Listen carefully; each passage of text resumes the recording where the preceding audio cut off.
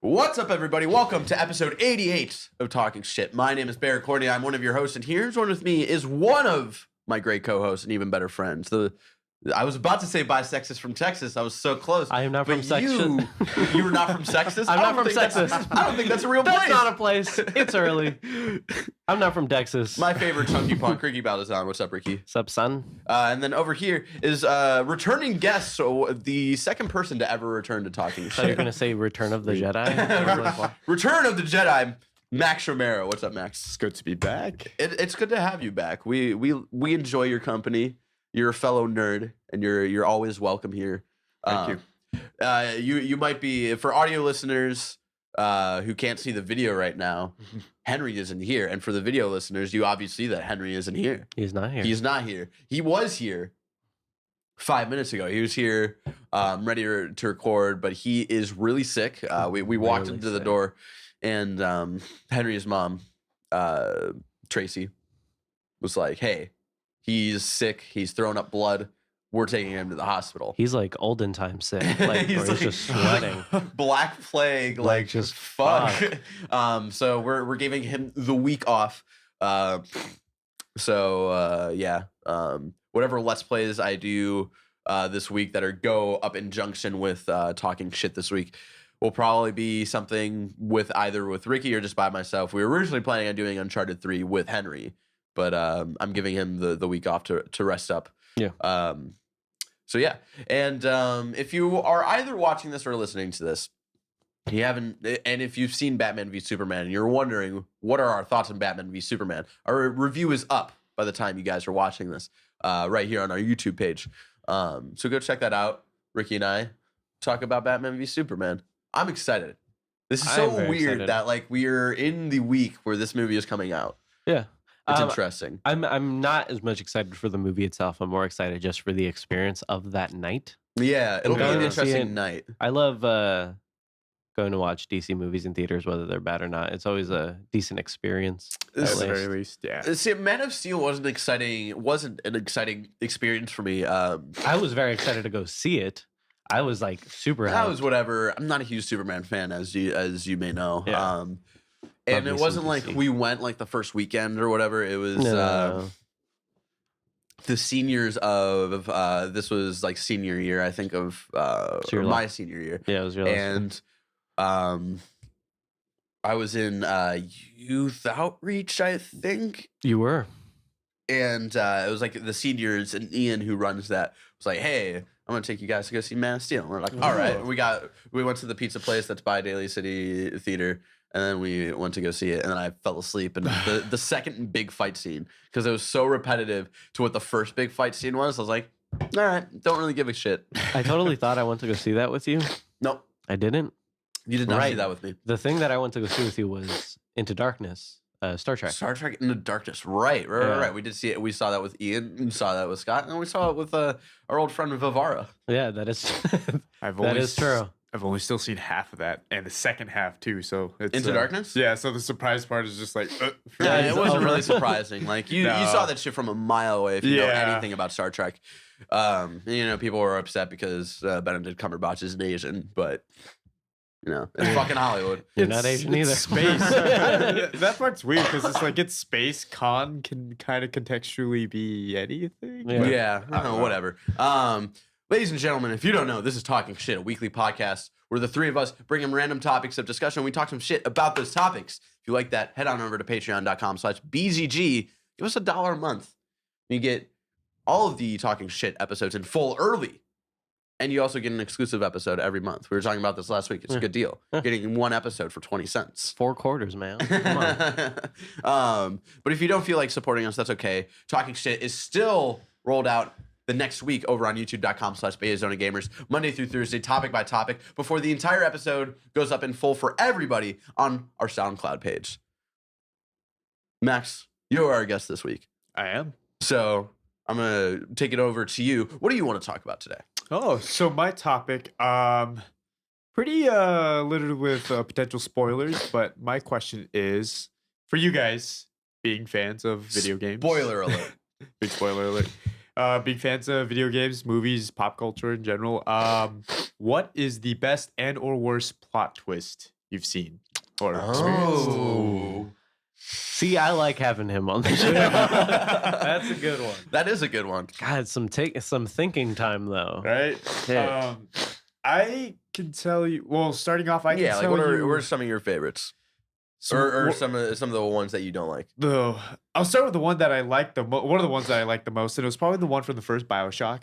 I really like that plot twist. The Good man one. chooses, slave obeys thing. That was cool. Yeah. Because it revealed a lot of things at once, and you're very overwhelmed. And the resolution to that was just amazing afterwards. It makes me want to. That entire video game makes me want to read like Iron Man works, because that entire video game is basically trying to go against things that she has said in her literature. So it makes me want to read some of the stuff that she's done, but I'm too fucking lazy now. I haven't read a book that isn't Harry Potter in probably like 6 months. So. Right. And this is just in video games. No, it'd be and in movies. pop culture. Pop So I culture. think the one that obviously comes to mind is Fight Club. I know that's sort of the douchey college bro thing to say, but Fight Club is Fight actually Club's like relevant. a really good Yeah. plot twist, because they handle covering the plot twist up so well. Yeah. And then you don't notice a lot of the clues that they gave you until you see it a second time. Yeah. It's just like great things they talk about in the middle of the movie of where he's working at the theater and he splices like an image of a big black cock in the middle of a kids movie, and that they actually do that in the movie itself, where they're splicing Tyler into the movie in the first 30 minutes before you meet him, and that like in a production way that shows like they're in the production way of making that, they're also still making the metaphor that he isn't real, and you don't get that yet until the end. Oh my god, it's so. Now I wanted some refreshing from you, because I've only seen it the one time you made me watch the movie, and I don't quite remember what the exact plot twist was. But in Memento, what was the point that it ended up? So making? Memento, my mom thinks this is the worst movie of all time, and I fucking like. But she also likes Xanadu, so I can't like trust her in like anything she talks about with movies. That's good. So she's good. like, Memento sucks, blah, blah, blah, blah. And then like Tavia, Xanadu rules. Doyle rules. the rivalry between Memento. And then like Tavia, who's like thinks my mom is crazy for thinking Memento sucks, because Tavia is also like really likes film and whatnot. She's a Godzilla fan. She's the best. If you don't, Tavia is my mom's wife. So The best. so like my mom, like Tavia and myself, we always like argue with my mom like how Memento is fucking awesome. My mom doesn't like it. So the whole point of Memento is he has this disorder where he can't make new memories ever since this accident where he hit his head really hard. And that same night his wife was killed.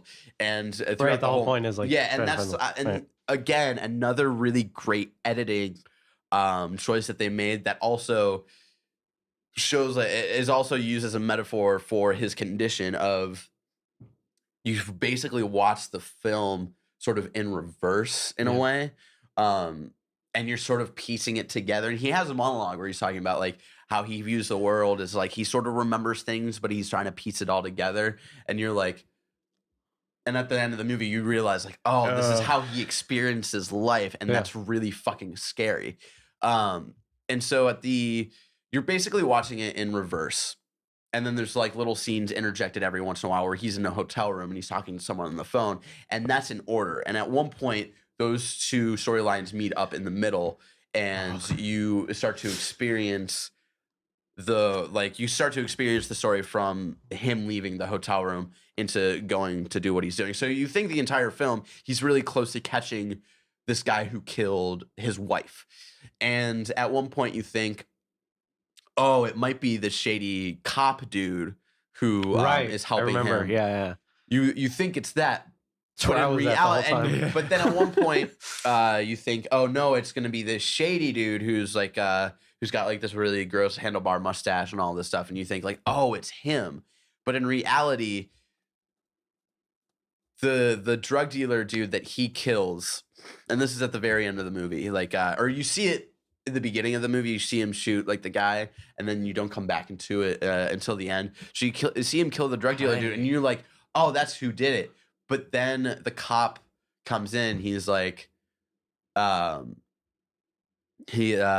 buddy cop dude comes in, he was like, oh my God, like you killed him, like I can't believe you did that. And he's like, Right. he's like, he's like, I thought like I Watch that again. the main characters, I forget names because I haven't watched this since I made you watch it, actually, which was a couple of years ago or a year or two ago, and like 2 years ago. And he's like, I thought I would have felt something different, or I thought I would have felt something. He's like, what? I thought you would too. And you know what? You didn't. You didn't feel something because you know what? You killed the guy a year ago. And so you realize that the cop dude has been helping him in a way of like basically giving him a never-ending goose chase to feel something, to constantly feel like he needs. Scene. Yeah, where they're in the abandoned warehouse, and the buddy cop is enabling him in a way of like making him feel like he has purpose. Yeah.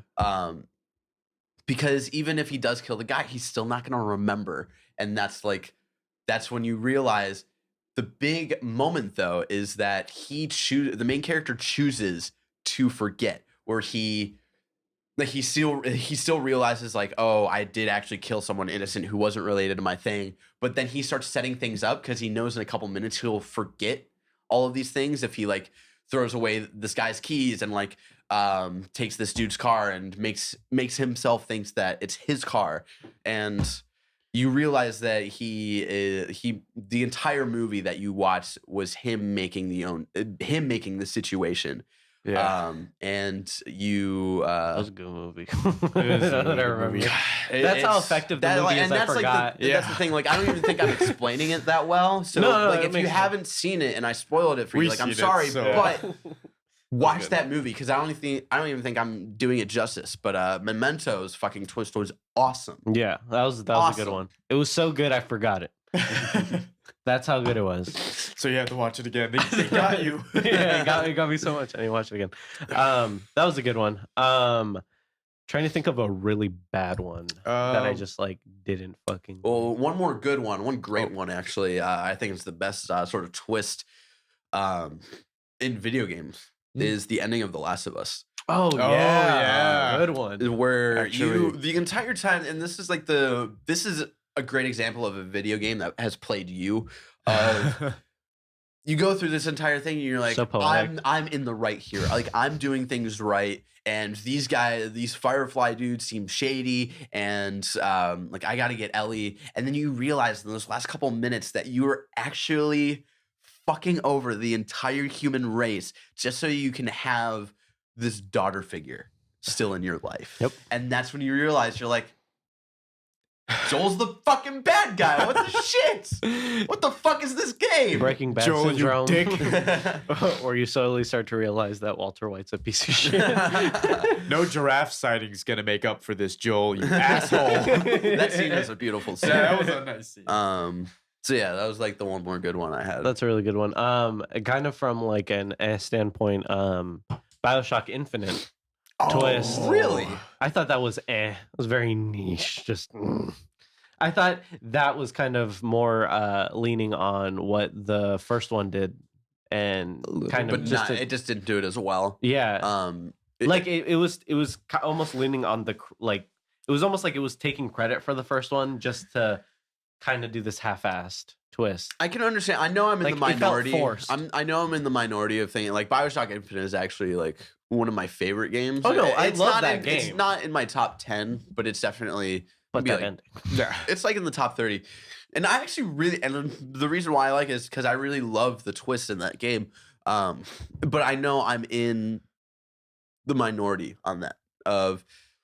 I know that a lot of story heavy things come into like the last 40 minutes of the game. And it's like, oh, this sort of came out of nowhere. Right. And they just, if they had weaved and given clues of maybe what the twist was and had more consistent like signs of the twist throughout the game, I think it would have played out better. But much like Bioshock 1, where he is like the whole "would you kindly" that keeps happening and happening, and when you realize that, and then when you realize the game plays you, you're like, fuck, exactly. Right. So by the time, so the Bioshock 1 or Bioshock Infinite, like that twist, you get to it, and it's like, I haven't really been caring for this. You guys haven't really left me anything to really think about this. It's almost like they're treating it like a Marvel Easter egg, where like now it's expected and like you have to have it, and if you don't, you're I think standard. And I think Sean Pitts made this point on Nerds of the Round Table, where at one point he was saying like, I think it would have been awesome if there wasn't a twist in Bioshock, because it was a great game. It was a really good game. I love that game. It wasn't a Bioshock game.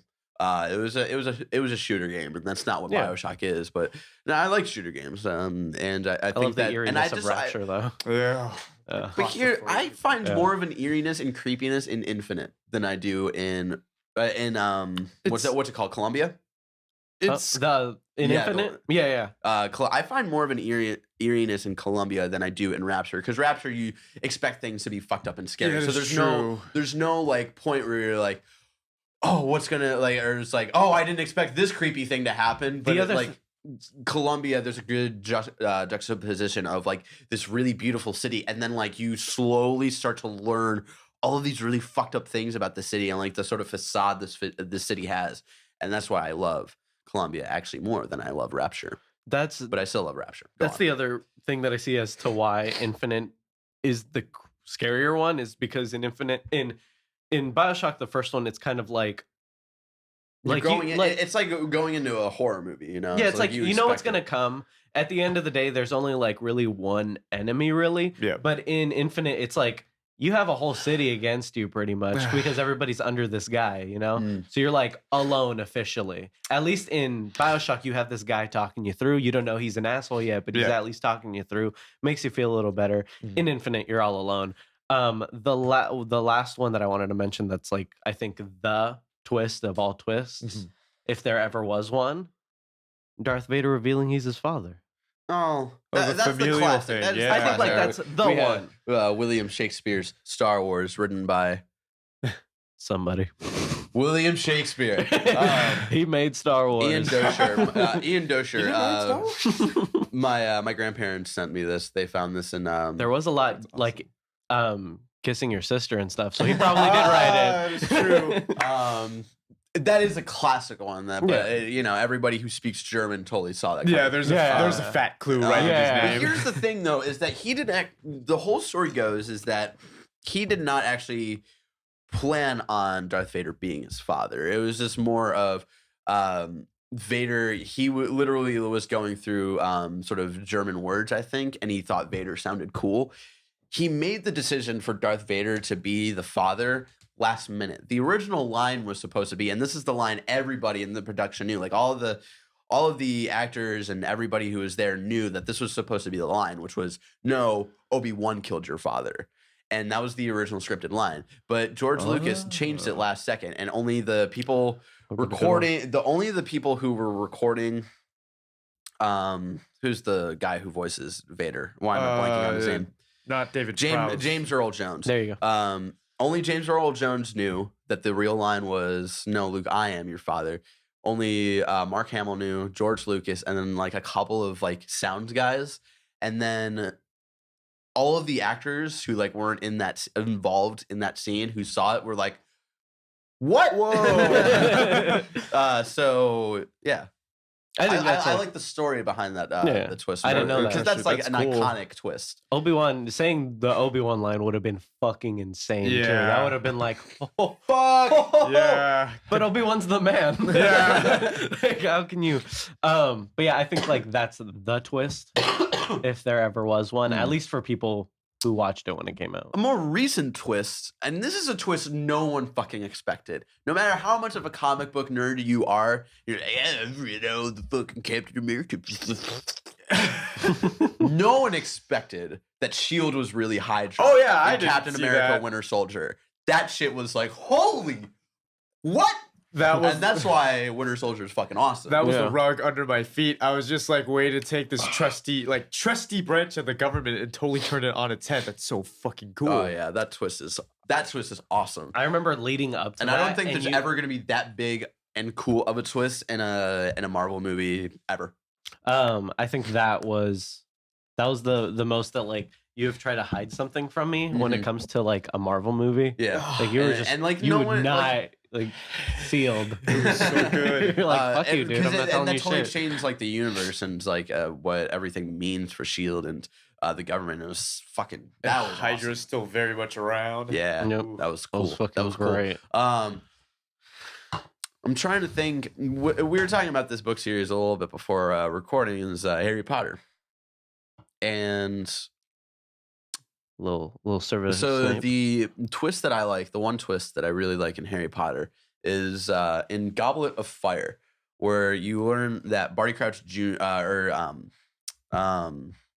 What's it? Mad-Eye Moody, Mad-Eye Moody. who comes in and is teaching this class for the entire Oh, year, right, is yeah. really Barty Crouch Jr. Yeah. Who's using Polyjuice Potion.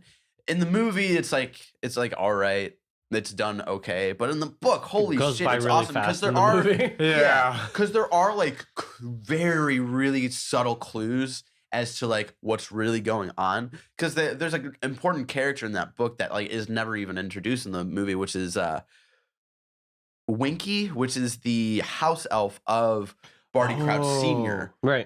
And It's the she grumpy one. No, No? the grumpy one is for Sirius Black. That guy. Oh that's, right, no shit. Creature. That's There you Creature. go, yeah. Winky is the house elf for Barty Crouch Senior, and like she gets introduced in like almost the beginning of the book, where they're at the big Quidditch match, the big Quidditch tournament, and fuck, what are they? She's sitting by herself. And you slowly, like you learn later on, she wasn't actually really sitting by herself. Barty Crouch Jr. was sitting under an invisibility cloak, like under the Imperious curse, like sitting next to her. And like you slowly learn all these things, and you're like, fuck, like there were subtle little things that interweaved into the story and then came together and satisfied my penis. Whereas in the movie, it just kind of It happens. was like, hey, this is obviously. You remember What's this that? box? That's like how it It's like, is. hey, remember this dream that Harry has? Sort of. Hey, it's this guy. Hey, It's his son. it's the 10th Doctor. Mad-Eye Moody's in the hole. That's the Any lotion in more the skin. plot twists that we really love? I think that's it. I mean, Deathly Hallows Part 2, where Snape dies and then That's takes not his really, tears. That's not really it. But the twist with like not like him dying, but like when he finally when you like- learned that him and Lily have had like this really touching relationship. I don't know, sort of touching, but also a little creepy. little big Little- creep, where Jack White watches over Lily. Well, actually, Jack another big White-looking twist. kid. Something that no one was expecting was Dobby dying. Because I remember Oh. That's true. there was a big. This is how big nerds, Harry Potter nerds, my dad and I are. We bought a book before Book 7 came out of like Fucking nerds. predictions for Deathly Hallows, and there was literally in the middle of the book there was like a list of like least likely to die and most likely to die, and on the least likely was Dobby, because like Dobby, we have not seen him for like 2 books. There's a Deadpool for the Harry Potter series. Yeah, and at the top was What? actually tied. At the top was actually tied between Harry and Voldemort, Jesus, and like, some morbid ass shit. and the third one, the third one It's great. is someone who you wouldn't have expected. The third most likely to die that they predicted was Hagrid. They thought Hagrid was going to die, and I actually thought Hagrid was going to die, but then he didn't. What was I didn't read the books, but I watched the movies, and when they had him tied up, I thought he was gonna die. I thought it was over. I thought it was gonna be done. I was like, bye. So Dobby dying was definitely something very unexpected and very, very sad. That's actually the one good moment in that movie of his like whole death. It's like, fuck, I did not. This whole movie has been fucking boring, and now I have all of these emotions, and they're tricking everybody. These fucking filmmakers are tricking people into thinking that this is a good movie. But remember, people, you're bored for like a fucking hour and a half. All there was in the middle of that movie was Harry and Ron being progressive, or not passive aggressive white mothers to each other. Yeah, it was It was Harry Potter universe does girls the show. Yeah. It was so weird. Don't let a boring movie hinge on one good moment and then that determine being a good movie. It's funny, the whole time we're having this conversation, Cedric Diggory death music is in my head. The whole time.